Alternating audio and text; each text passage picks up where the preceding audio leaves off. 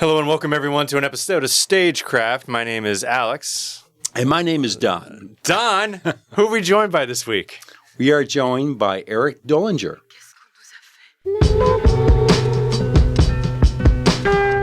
It's Friday night. You're here to sell drinks. Like it or not, it's not like I that shouldn't be breaking news. I'm not trying to hurt anybody's feelings. You know what I'm saying, right? Like,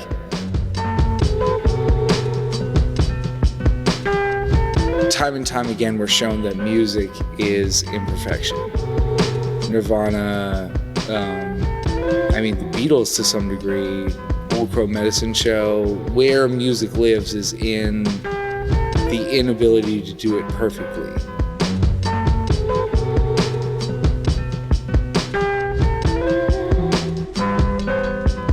This is great. I'm having such fun. That's good. That's the whole idea of the thing. That's the whole idea.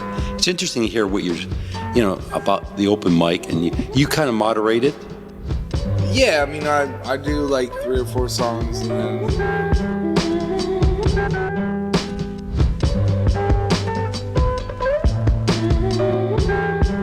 if you want to succeed, have at least one gimmick. Yeah, it seems stupid, and it definitely is. What's your gimmick? My gimmick? Uh-huh. Well, you tell me, man. I got to be on your radio show based on my gimmick.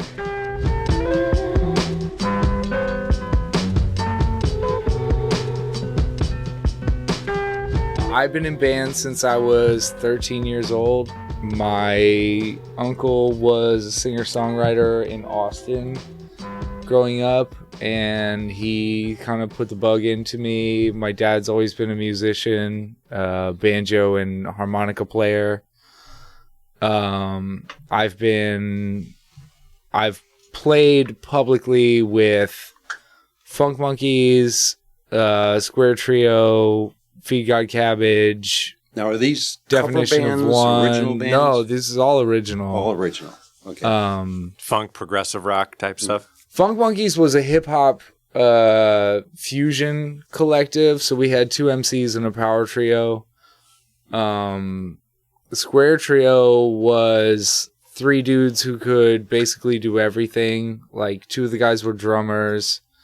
Everybody played keys, everybody played guitar, everybody could play bass, but I played bass for those folks. Yeah, I think I told you I played a couple of the late stage age festivals. Yeah. I played State Theater close to a dozen times. I lost count. Yeah, state theaters, they're big on kind of dance. They're audience. fantastic, man. So this would have been in the 2006 to 2008 timeline when I was playing there, and they were really focused on the music, the local music scene that I was a part of that was centered on T.T. Reynolds and Fat Tuesdays. Yeah, I have tons of friends who have recorded here. I'm aware of you guys, so it's an honor to be here and put faces to the name. But, it's an honor to have you here, dude. Hey. Yeah, I also am here repping Beltway Brewing and New District Brewing companies. I pivoted somewhat from full-time music to making beer, which if you have the time or inclination, do so. It's fantastic. Making beer, man. Mm-hmm. It's a really cool thing, and there's a lot of overlap. I think everything is art. I think whether you're driving a car or cleaning a suit or whatever, whatever your passion is, approach it as art. It's Nick Offerman says study a discipline, do a thing and learn to do it better every day, and have that as your goal. And process improvement is a huge part of my passion, what I want to do.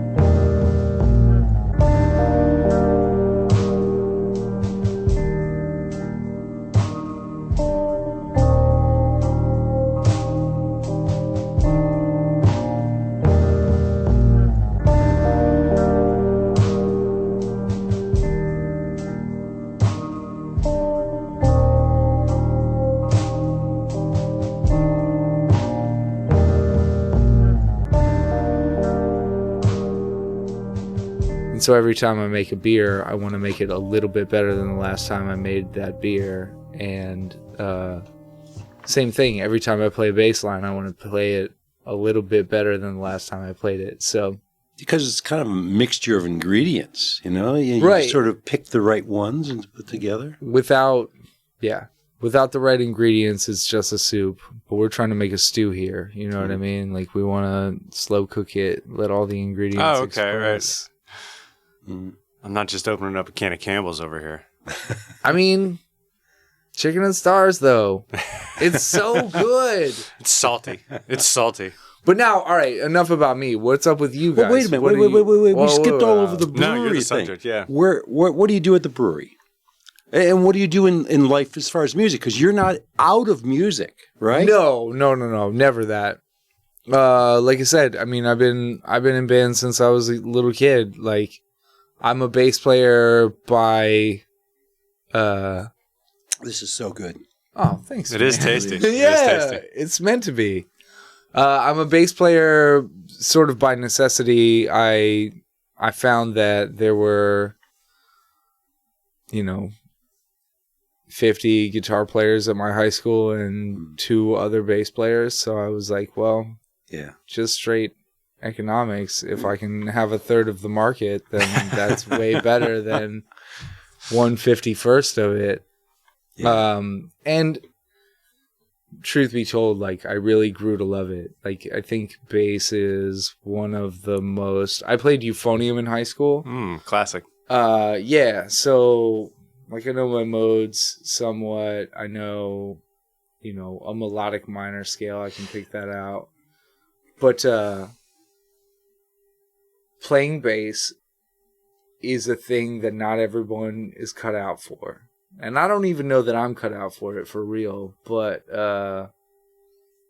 it's way more fun and way more interesting than trying to be a rip guitar player. Like, anybody can get a nice telly and learn their blues scales and do the bendies. Not everybody can lock down the groove and find that pocket. And so that's... I'm glad you said pocket because that's come up a couple pocket! times. Can you describe for people who don't understand what the pocket is? Like, describe it in your own words. I don't know that the pocket can be described. You just have to feel it. Right. Right? That's the problem with the pocket, is like, to say pocket. And I'm sure there are tons of people who may or may not listen to this that will be like, oh, that guy's not pocket. He doesn't have it. Well, let's start with, you are in rhythm with some other thing. Yeah. So in other words, you're either in rhythm with the drums or with the whole band, or you feel like, okay, we are all on the same train and we're all going the same speed. Well, and so that was cool. We played this show in Baltimore with Funk Monkeys, which was frustrating. Like, one of the guys didn't show up. It was a potential fiasco. But at the end of it, this girl came up to me and she was like, it was so cool watching your band play. It seemed like you were all doing your own thing, and then all of a sudden you would... Oh, sorry. All of a sudden you would all be doing the same thing. And I was like, yes, that is the pocket, right? Like, holding on to the one, right? Everyone be on the one. Whatever happens in betwixt is inconsequential. Just get back to the one, however you get back there. That's the pocket as I understand it. And I'm learning more about the pocket every day. It's like hobbits, right? Like, someone can explain the pocket to you in 5 to 10 minutes, but it will take your entire lifetime to discover the pocket and all the secrets that it holds. Yeah. Now we're talking about, for those listening, the one that in a bar, you've got the beat of the first beat. Right. And you've probably seen bands that where one member just can't find the one. I don't talk about those bands. I understand You're very what gracious. you have to do, but no, I would never drop names about an unpocketed band. Sure. And I think, I mean, like, for as much as I believe everything I just said, I believe that we all... Have you guys ever seen Bobby McFerrin? Sure. He talks about, like, we all default to the pentatonic scale. Mm-hmm. If I do, and just push my hand up, you will sing the third. You know what I'm saying? So, like...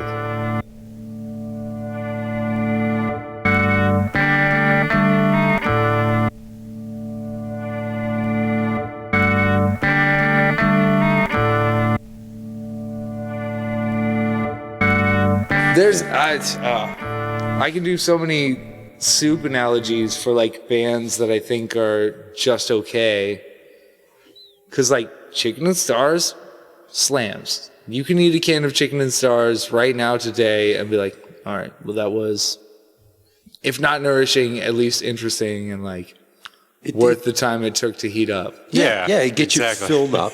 It's good. I mean, I like ramen every once in a while. Dude, I just ate top ramen for the first time. I'm not sure how long it had been since I had top ramen, and I'm a Marukan guy if I'm getting serious, like, or Maruchan. I don't know what the... Anyway, yeah, I had top ramen last week at band practice because I was just dragging and I said to my guitar player, like, hey, I'm gonna need a snack if you want full power dolly, let me get a bowl.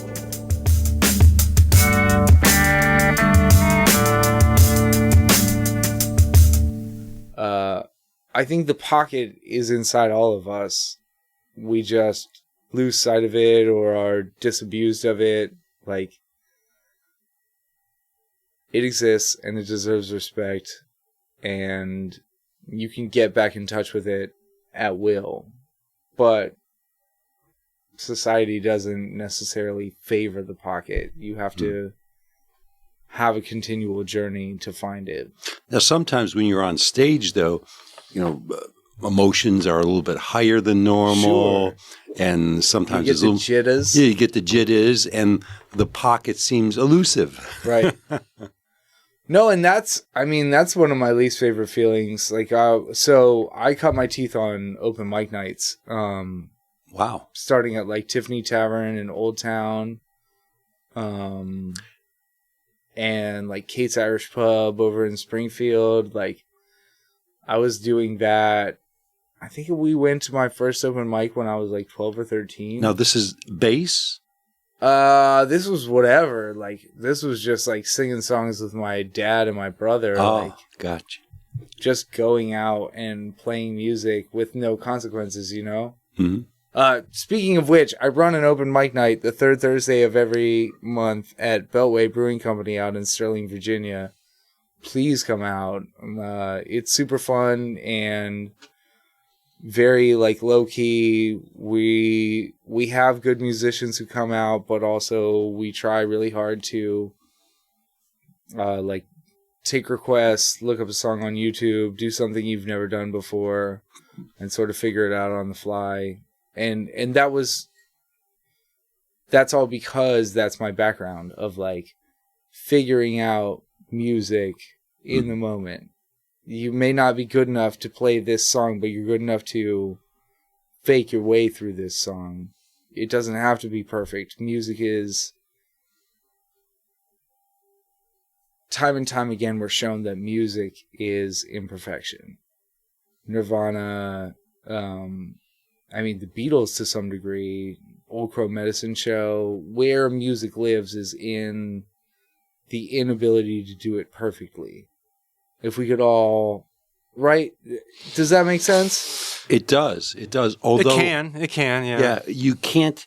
In other words, you have to have a certain percentage of imperfection that you can't deviate into the large percentage. If you're an oboe player and you squeak and squonk, you're not going to be a well-paid oboe player. But I think, also, you know what I've run into more is that it really comes down to the amount of practice. If you practice a lot and you mess up, there's still something different about the way that sounds versus someone who doesn't practice very much and screws up. Plus, you can hop back into the right stuff. Yeah. Pocket. The pocket. Get right back in the pocket. The pocket. Yes. I love the pocket. I do too. Yeah. The pocket is funny because you know when you're not in it for sure, Totes. right? Yeah. Yes. But when you're in it, there's no better place to be. But the minute you think about it, it's kind of different all of a sudden. It shatters. Yeah. Isn't it so frustrating? Right. Well, so the brewery has shows. What have you seen where you're just sort of cringing and you're thinking, don't do that. Some pet Don't peeves. do that.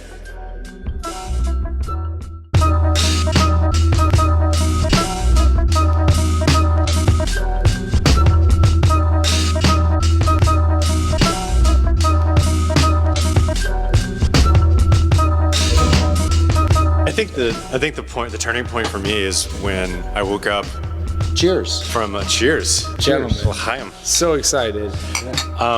Is when I woke up one day and I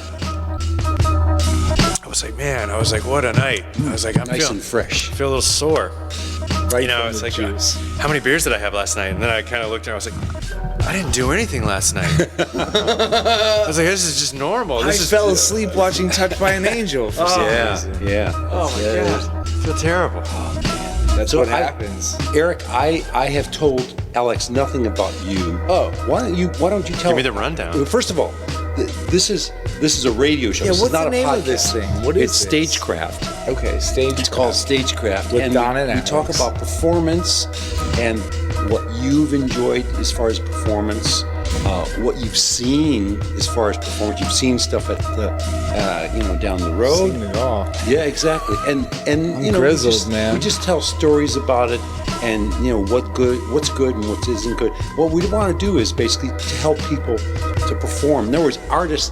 The problem with I've been in bands, and you got a good song and all that. Okay, how do you get it across? Right.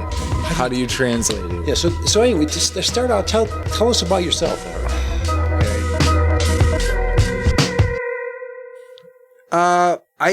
I'm always shocked. I'm always shocked continually by folks who don't know how to moderate their volume. It's Friday night. You're here to sell drinks. Like it or not, it's not like I that shouldn't be breaking news. I'm not trying to hurt anybody's feelings. You know what I'm saying, right? Like, if more beers get sold, you did a good job playing music that night. I have been there. I have been that person who was told to turn down, and I get that sucks and is frustrating, but like, read the room. Is that a good answer to your question? Very good. An inability to read the room is super frustrating to me. If people are leaving, be like, hey, what happened? Why are you guys going? We can do whatever you need. Just stay here and buy more beer. Well, what you're talking about is tough, because it works in some kind of strange relationship with art, right? I think people have difficulty in understanding that art has context. But art is connection. It is. I'm only speaking of why there's difficulty around it because, while art is connection, oftentimes it's hard to remind yourself of that while you're making the art. Totally. Because you're busy. You're busy, and you're bare. What's it? You're vulnerable. You're vulnerable, right? And so to be vulnerable, and this is, it happens in life, not just in art, right? And there's that push-pull. Totally. Well, I love a push-pull. Who doesn't? Wow. But the whole notion of, someone speaking and then someone says to you to do something different, it takes you down a peg.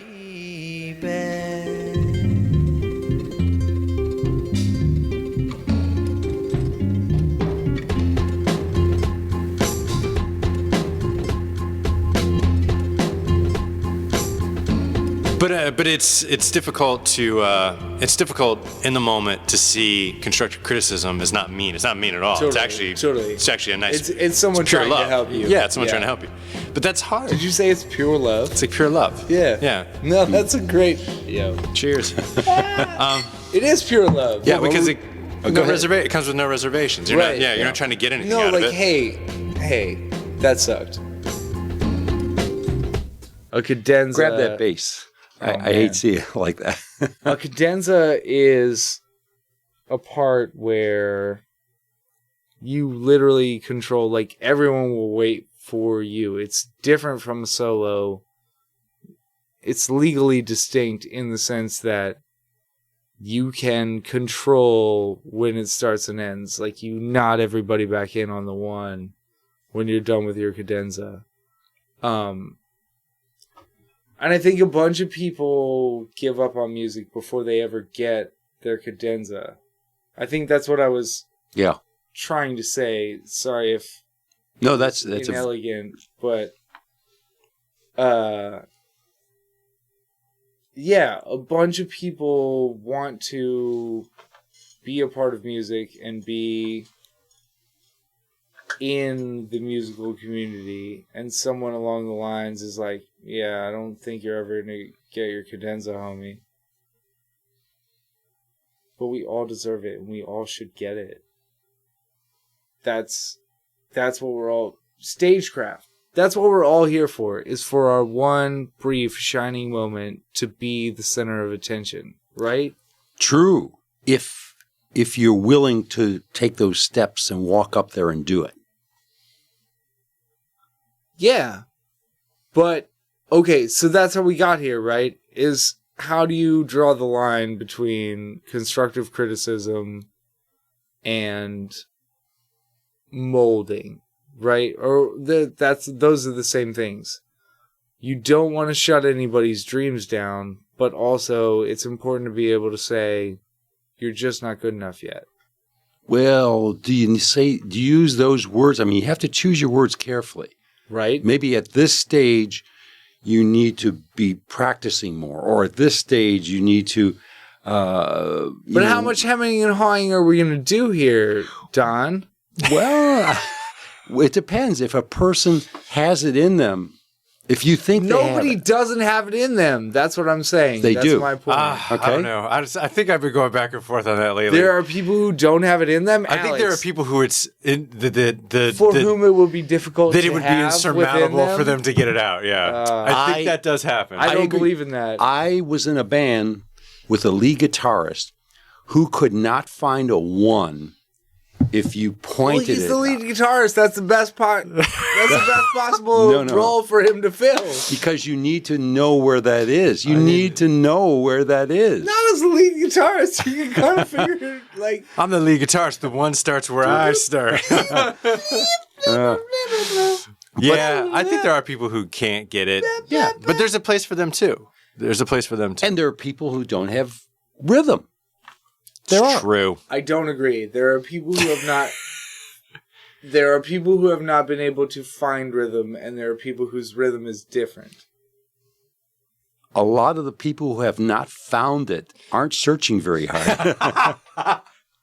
Fair point. That's fair point. I think we're saying the same thing there. Yeah, that's true. I just feel bad. As I've said, I feel bad for anyone who's ever been told you won't be able to be a competent musician. No, it's not that. It's not that. Exactly. That's a general statement. And I think generalities in that instance are, especially in art, are terrible because, you just, how do you know I'll never be able to be anything in this? Well, and like I told you guys, I played euphonium at a high level for 6-7 years. What is the high level for euphonium? I mean, I went to districts, I went to states, I went to the Eastman Conservatory of Music for a summer camp. You're up in Rochester there. Yeah, man. Yeah. I was a decorated euphonist. Wow. And it didn't make me a better bass player. I still had to learn everything piecemeal. I still had to But it taught you scales? Totally. And arpeggios and cadenzas? Key signatures, cadenzas. Yeah, all the Italian words.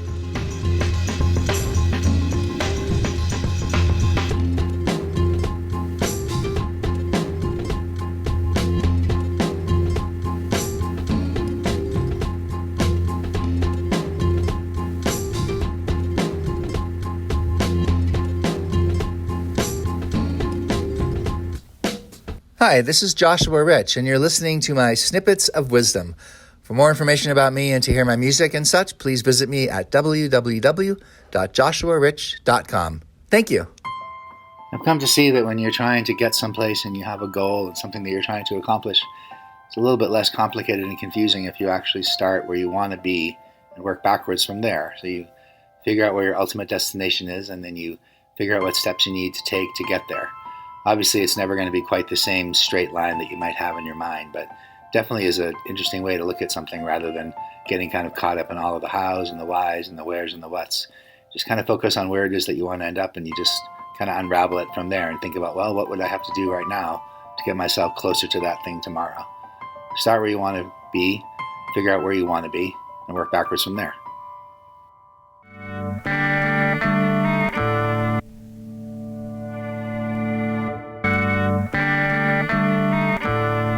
I'm the second son of Marvin Dolinger. We're 6 generations of Dolinger, like off the boat. But I brew at Bellway Brewing Company and New District Brewing Company, and I play bass for The Frontier and the Funk Monkeys. Holler at me, be a part of what I'm about. Thank you guys so much for this opportunity. This has been really, really fun.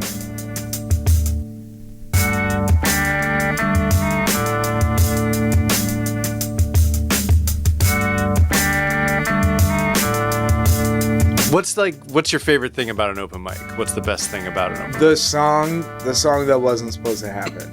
The song where like, and that's something I really focus on in mine is like, oh, hey, I saw you singing along to that last song. Why don't you get up here and do one? I think that's the beauty of music, right? So, like, in being in bands for so many years and playing shows, you meet so many people who are like, oh, yeah, I really wanted to be a violinist, and I had a teacher who told me I would never amount to anything. I really wanted to be a drummer, and the same thing happened. And I tell people all the time, like, those voices were not the ones you should have honored, and it's not too late. And music is math. Music is the universal language. Like, one of the few things that you can go to any spaceship and be like, hey,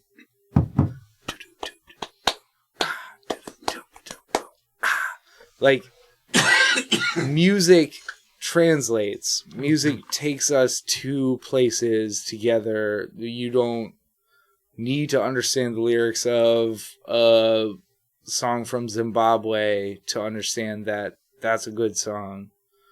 And that, yeah, a long-winded answer to your question, but that's what I like about open mic night is, if you're lucky and you do it right, you can convince a person who didn't think they could be a part of open mic night to be a part of open mic night. And that's beautiful and magical and connects us with the cosmos. The stuff, and obviously you've seen good people at open mics nights. Of course. Absolutely. How do they present themselves? Well, that makes it magical. The best people that I've seen at open mic night are the ones that come up and do their 4 songs and then say, like, hey, thanks, I've been Dave McDickarty, like, if you need a mandolin player, I'm here.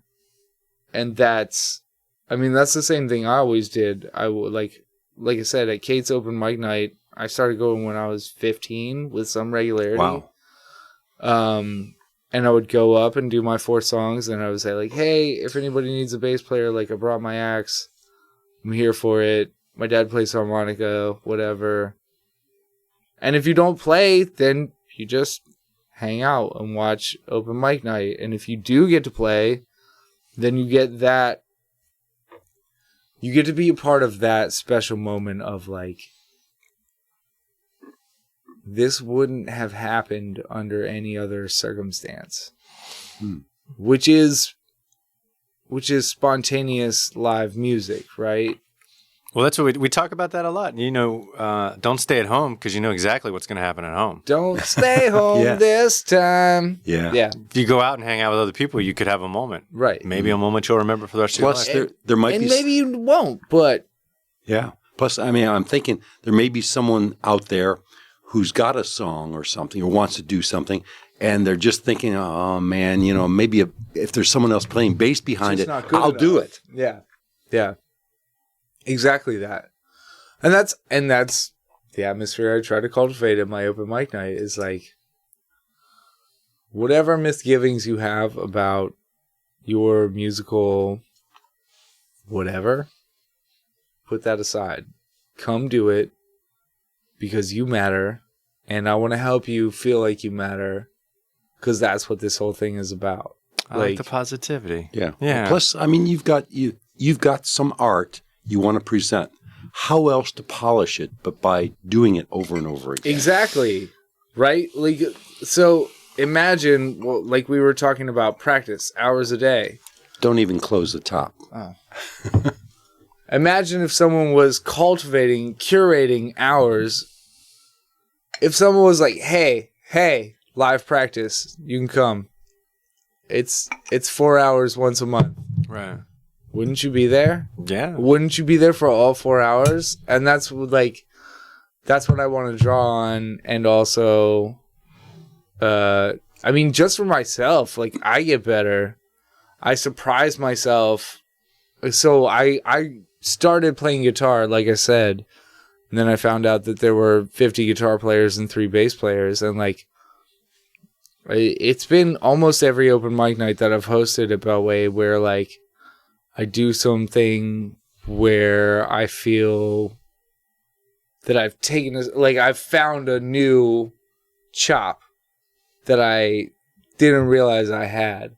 You bring your bass to open mic. I bring everything, man. Like we have a drum set, so we'll bring out the snare. If things get hopping enough, we'll bring out the kick drum. Wow. Like it's whatever the night dictates. We don't put any boundaries on it. And you know, as I understand it, this radio show is about StageCraft. That's the way I approach it, of whatever anyone wants to do, I have the raw materials to help you do that. So just come and say, oh, hey man, my friend's like a pretty good drummer. Could you get some drums out? Yes, I have that. Oh, hey man, my friend is like a super gifted harmonica player. Like, can you facilitate that gift? Like, yeah, just play harmonica. We don't need an extra mic for that. Harmonicas carry. But whatever, like that idea. What do you see get in people's way of, I'm sure you've seen lots of people who have the potential to be great performances, but maybe they're just in that sort of good category. What do you see get in people's way? We're mean to each other. People don't believe in themselves. That's the main thing that I see time and time again of people who could be great.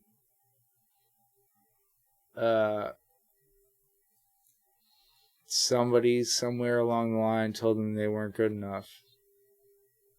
And sometimes you need to be told, right? So it's a fine line to walk. I understand there are music teachers who say, at your current skill level, you will never achieve. But that's at your current skill level. right? Mm-hmm. And there are people who take that feedback and say, well, I'm going to achieve. And they push past it and they do what it takes to get to the next level. And there are people who say, oh, well, I'm not going to achieve. I'll just focus on other aspects of my passion. I'll do something different. It's not that big of a deal. I think we need to create space culturally to say where you are is not good enough, and it's because I know you can be better. I don't know if that's an answer to your question, but I think that's what's missing from most people's musical journeys, is the ability to be told, no, that wasn't enough. Anytime like a mediocre drummer comes up to me at a show and is like, what can I do to be like you, man? I'll be like, get a metronome. Practice. Watch YouTube videos. Like, I'm my next door neighbor was like a super gifted composer and percussionist coming up through high school. And he said, I sat down in my basement and I hit a snare drum 250 times. And I learned over that amount of time how to hit a snare drum. And then I hit a hi-hat 250 times. And like, it's that same thing of like, it takes 10,000 hours to learn a skill. There is no substitute for practice. Some people come by it natural. Like, that's cool, but those people still hit a drum 250 times. And so again, to circle back to the crux of the matter, I think a bunch of people lose sight of that on the way to 250 times. Someone tells them like, oh, that was a bad hit, and that shatters their confidence.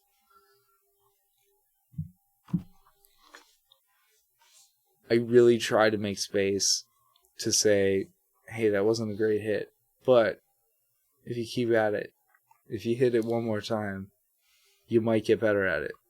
And that's the only thing I did different from anybody else that, you know what I mean? Mm-hmm. That tried to take the same journey. Yeah. Yeah, we have a fair number of comedians on the show too. No way.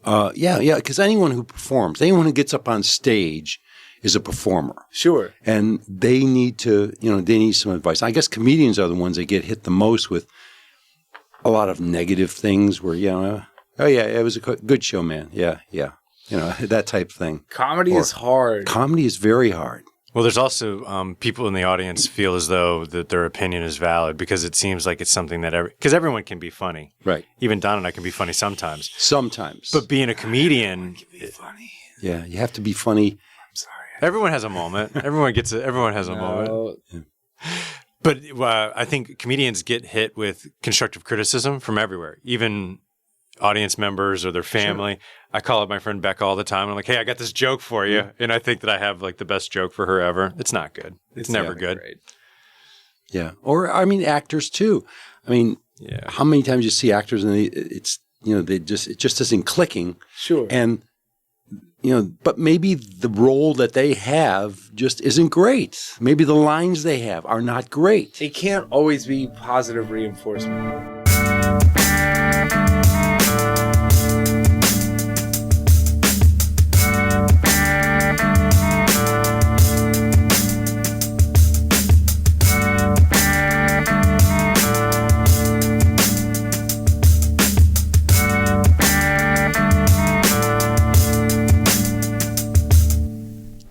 Now at the brewing company, a couple doors down. The brewing you've seen a lot of acts because you have like folk acts, sometimes folk, acoustic yeah, we have rock. tons of guys like Loop. Do you guys mess with loopers? Loopers? Yeah, oh, sure, yeah, of course. Yeah. Okay, yeah, cool. Yeah, we get a bunch of folks through, and yeah, some cats are pocket, some cats are not. Some cats practice. You can tell they practice like 2-3 days a week. Mm-hmm. How does it show up? In other words, they bring their songs, especially with loopers. You're trying to, for everyone who doesn't know, loopers basically you play something and it records it and then it plays it back over and over and over again. And repeating. Yeah, so you could sort of play along with yourself. And usually it's original songs or something that, they bring there. Yeah. But I have tremendous respect for loopers. I mean, I'm just not good at it. I know it seems like a shortcut in its way, but I feel like those are the cats that are really solid. I feel like those are the cats that really, obviously not like as a blanket statement, there are exceptions on both sides of the line, but when I see a loop act, those are the guys who really lock into the one and know when things are coming around. Right. Because the loop means that you've got to pay attention to rhythm. You're forced to. You don't have a choice because the loop will expose you immediately if you're not. If you're half a rest short, you're going to find out really quick because you're going to be playing over it and it doesn't work. Well, that's one thing jazz musicians are very attuned, or should be attuned to, where they have to listen to other people and just play what they've rehearsed over and over and over again. Right. Yeah, standards. That's so interesting, man. I took lessons from like a really swinging cat, TJ Turkman, and he can play anything he wants to, and he gigs doing jazz standards. You know what I mean? Playing Autumn Leaves and it's a different life, and I wish I was that good at bass. Like, I do it for fun, and I do it for feelings, and I do it, to not lose track of playing bass. How do you get to that point? How do you get to that point? Yeah, where he is. I mean, like, he studied at GMU, and I mean, like, where I was playing euphonium, he was playing bass for 6 years and having private lessons and learning all that stuff. So it's just over and over and over and over. I mean, there is no substitute, right? Like, we all know this. I'm not cracking any codes. There is no substitute for just doing it and learning all your foundations, learn your modes, play your scales and arpeggios. Sorry, everyone. That's what it takes. Hours a day.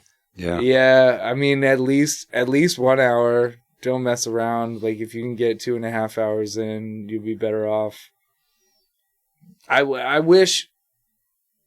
So it was a point in my life when I had, and this is like high school. It was a point in my life when I had hours a day to play bass and like put on my favorite CD and jam along to that for 2 hours before dinner was ready after school. I would love to tell you I still do that, and I love it, and it's great, but I have other pursuits, man. I'm passionate about making beer. I'm passionate about, open mics. Yeah, open mics, significant others. Like, there's so many competing stimuli. And I love playing bass. It makes me happy, but I can't devote the time and attention to it that I once did.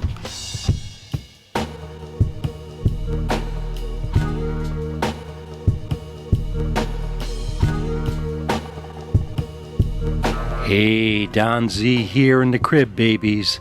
StageCraft would like to thank these cool cats for their support. Amanda Kleinman, Randipulator, Ellen Simonson, Ross Kleinman, Daddy O 9000, Paul Barsati, Rob D. Parrish.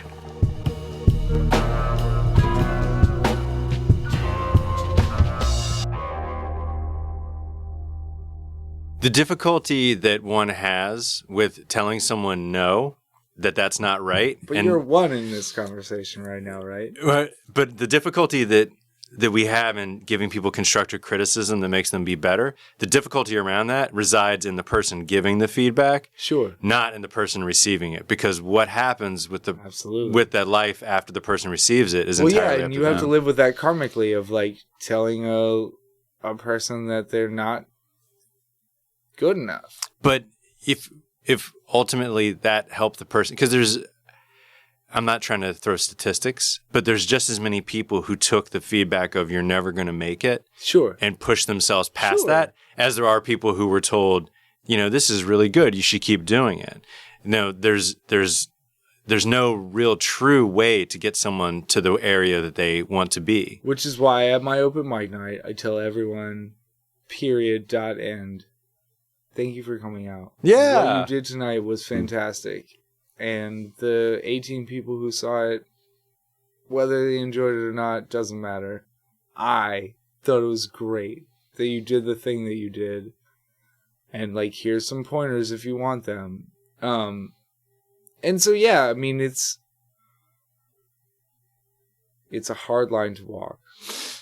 No one really wants your opinion unless they ask for it.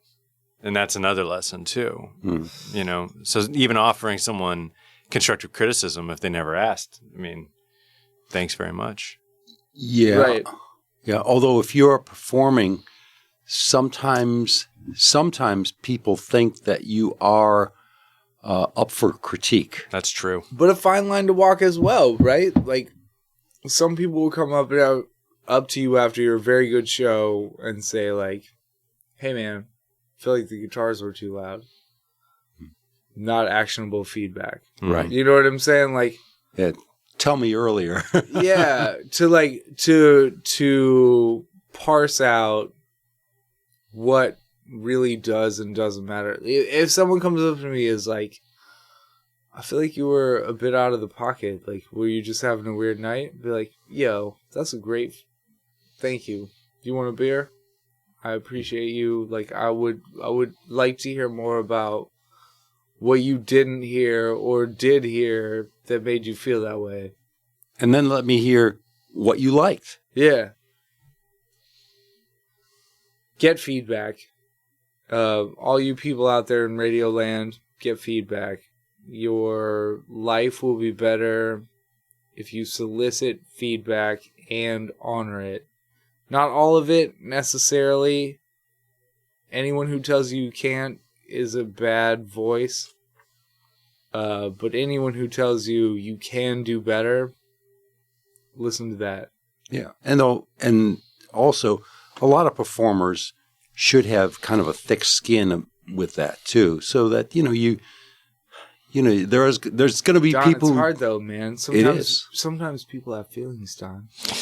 Sometimes, Occasionally, there are people with feelings, and they feel things. Oh, but you've got to filter some of this stuff. Or you can watch yourself have the feelings. That's also helpful. Oh man, Mm-hmm. yeah. That's probably we had that exercise at a couple of band practices where we had footage taken, and my guitar player was like, "See that part where you dinged it up, and it wasn't good, and you weren't on the one, and like a bunch of stuff. I'm gonna need you not to do that anymore." Yeah, sampling is hella cheap in the 21st century. Have a recording of your practice every day. Listen back to it as you're falling asleep. You will find things to work on. You will find things that you didn't realize you were doing kind of crappy. It's the best possible time in human history to be a musician or artist or whatever you want to be. We are at the apex of technological achievement as a society. Use that to your advantage. Or don't at your own peril. It's a bold statement. I like it, though. It is. There's never been a better time to be an artist. In other words, it's all downhill from here. Oh, yeah, I didn't even think about that part.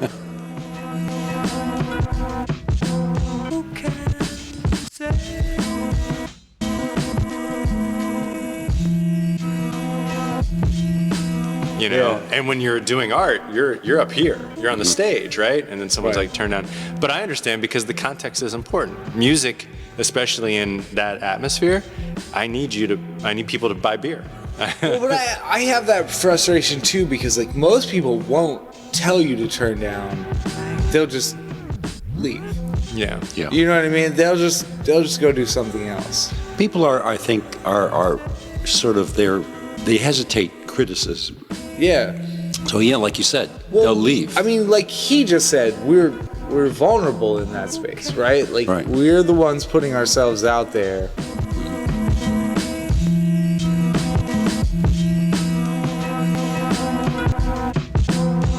Well, in high school, I mean, it's sort of everyone has high school learning and homework. You're in that mindset. Yeah. But there's not a whole lot more. Maybe a few chores here and there, but exactly. nothing else. There's no. Yeah, you're not thinking about significant others. You're not thinking about mortgages or rents or all that other stuff. Particularly me. I was not mortgaged anything.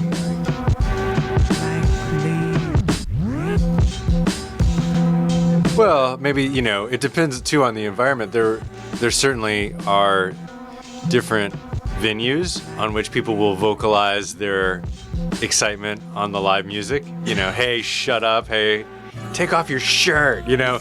I mean, those types Take your top off. Take your top off. Those type of environments do exist, right? Yeah, of course. Yeah. But outside of New Orleans. Take off your top. There's refills right here, fellas. Oh, yeah. I'll take one. Yeah, absolutely. Yeah, let's do it. So for you, I'm going to hand it to you. I'll spill it.